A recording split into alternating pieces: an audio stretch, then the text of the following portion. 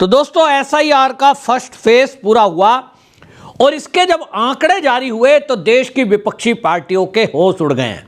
खास तौर पे ममता बनर्जी, जहां बंगाल में 58 लाख वोट डिलीट हुए हैं, फर्जी वोट जो थे, लेकिन पूरे देश की अगर बात करूं तो पूरी देश के एसआईआर के जो आंकड़े आए हैं 1 करोड़ के करीब। इसमें अभी केवल जो डाटा आया है वो 5 ऐसे राज्य और यूटी का डाटा आया है।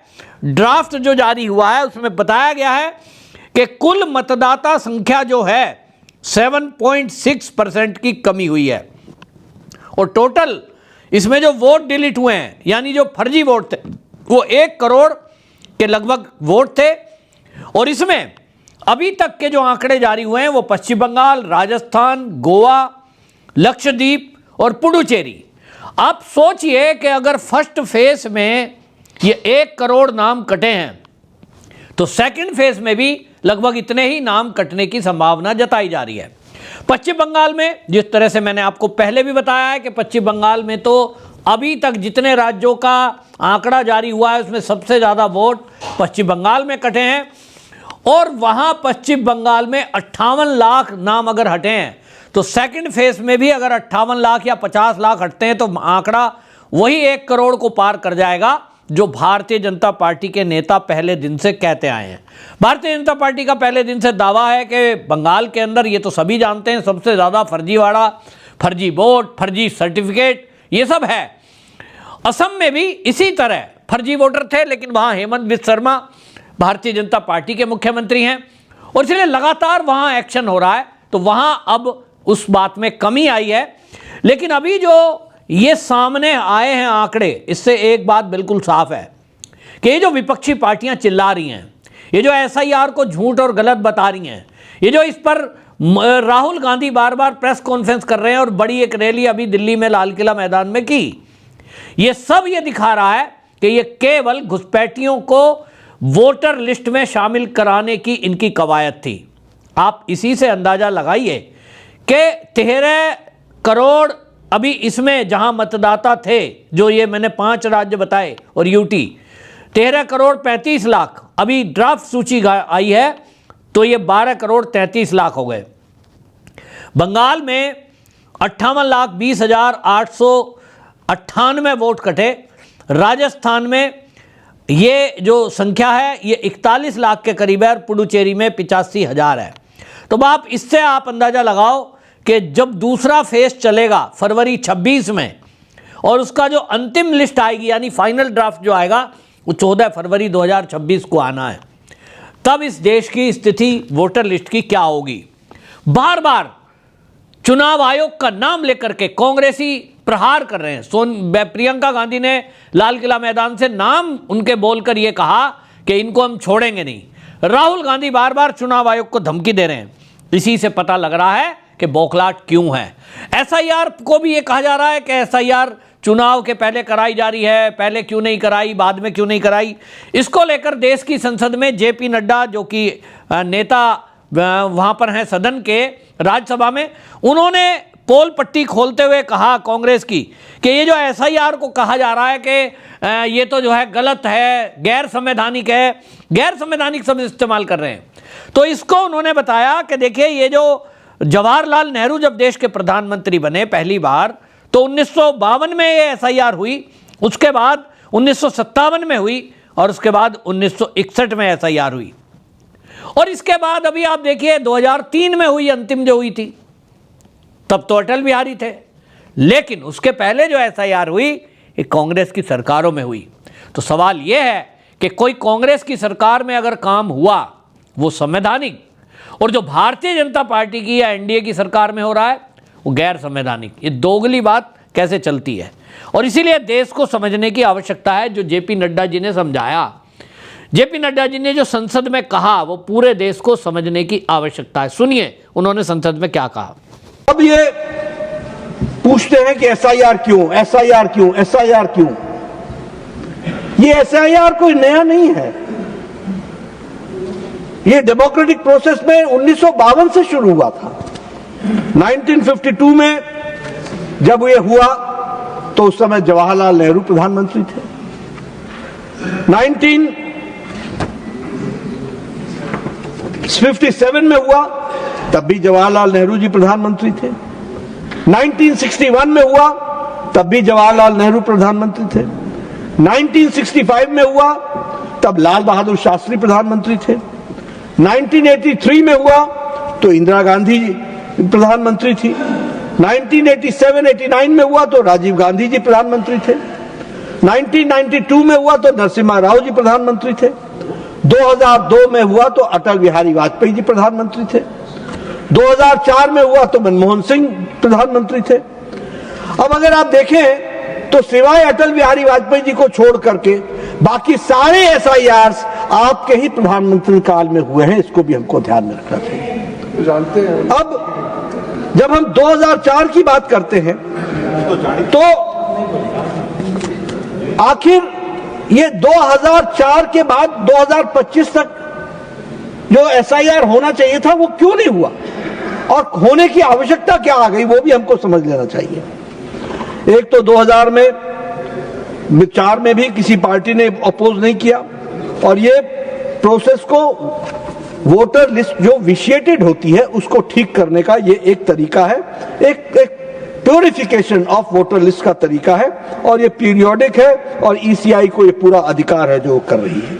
इसलिए ये जो बार बार चर्चा चलती है वोट चोरी, SIR, सबसे पहले तो हम समझ लें, हम यहां हो ना हो, आप वहां हो ना हो, SIR इलेक्शन कमीशन का मैंडेट है, और ये SIR चलता रहेगा, प्रजातंत्र चलता रहेगा।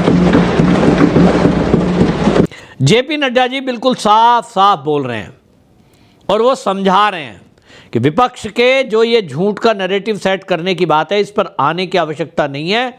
ये कोरी, केवल और कोरी ये जो बात कर रहे हैं, इससे साफ समझ में आ रहा है कि ये देश को बरगलाने की, देश में अराजकता पैदा करने के लिए ये सब किया जा रहा है।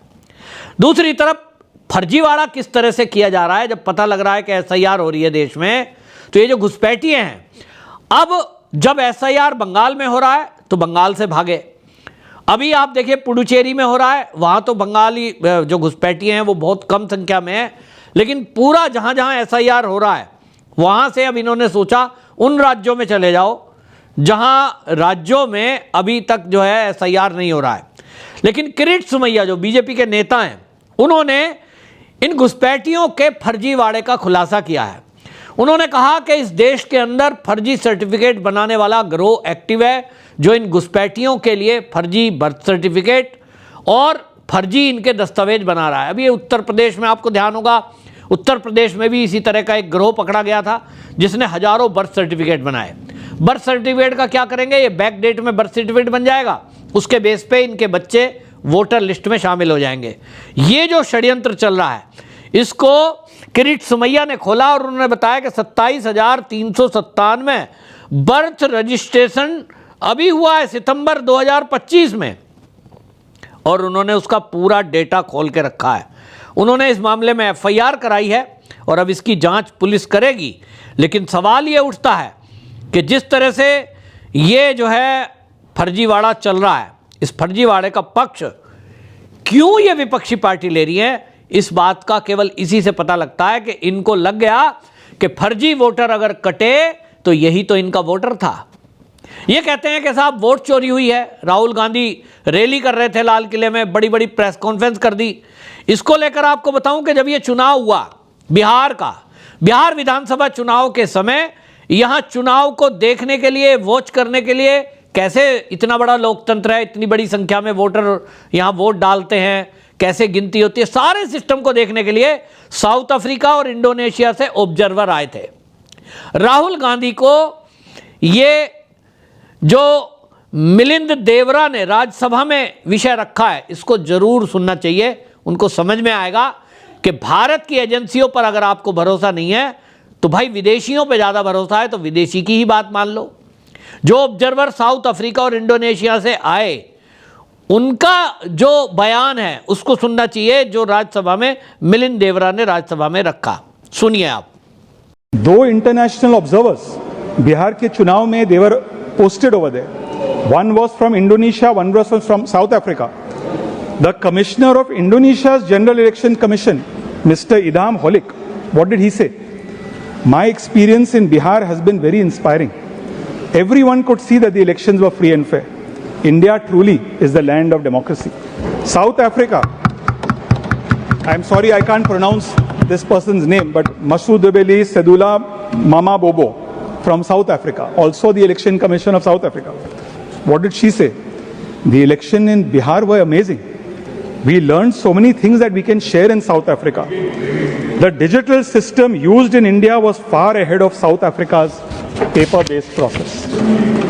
So, sir, before concluding, few points I want to make, 4 simple questions before the entire House. सभी राजनीतिक दलों के सामने मैं 4 सवाल रखना चाहता हूं। हमारे पहले जो हमारे जम्मू एंड कश्मीर के सांसद का मेडन स्पीच है, उसके लिए मैं उनको बधाई देता हूं। उन्होंने जो बात कही, मैं भी उस बात पे सहमत हूं कि MPs and parties come and go, but Parliament and our democracy must endure. Question number 1, not directed at any particular party. Some may have a guilty conscience, that's a separate issue. 78 years after our independence, we call ourselves the largest democracy. Is it healthy that कई political parties democracy के बजाय monarchies की तरह operate करती है? Question number 1.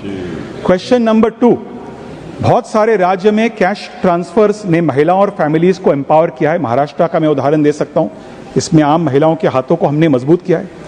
But can we try to link such support to entrepreneurial activity? There is a saying, if you give a man a fish you eat for a day. भाई, आपको देश की एजेंसियों पर भरोसा नहीं है तो विदेशी ऑब्जर्वर पे तो भरोसा करो। ये तो मोदी का आदमी नहीं है, ना ये RSS के आदमी है। और अगर साउथ अफ्रीका और इंडोनेशिया के ऑब्जर्वर ये कह रहे हैं कि चुनाव जो होता है, प्रक्रिया, ये जो चुनाव आयोग है, ये बहुत बेहतरीन तरीके से करा रहा है। दुनिया के कई देश हमारे देश के मुख्य चुनाव आयुक्त को बुला रहे हैं कि हमारे देश में भी इसकी ट्रेनिंग दो, हमें भी समझाओ कैसे इलेक्शन किया जाता है। लेकिन भारत में ये जो विपक्षी पार्टी हैं, ये भारत की संस्थाओं को बदनाम करने में लगे हैं। ये बहुत शर्मनाक बात है। सीधा मुद्दा यही है कि इनको लग गया है कि जिस तरह से SIR में ये जो फर्जी वोट डिलीट हो रहे हैं, इसके कारण उनकी हार तय है। क्योंकि 10-10, 5-5 हज़ार से जीत का अंतर जो दिखता है, उसमें ज़्यादातर अब सामने आ रहा है कि वो फर्जी घुसपैठियों के ही वोट होंगे। इसीलिए शायद विपक्षी पार्टी बिलख बिलख कर रो रही हैं, बौखला रही हैं और SIR को गलत बता रही हैं। आपकी क्या राय है? कमेंट में ज़रूर लिखें, वीडियो शेयर करें। वंदे मातरम।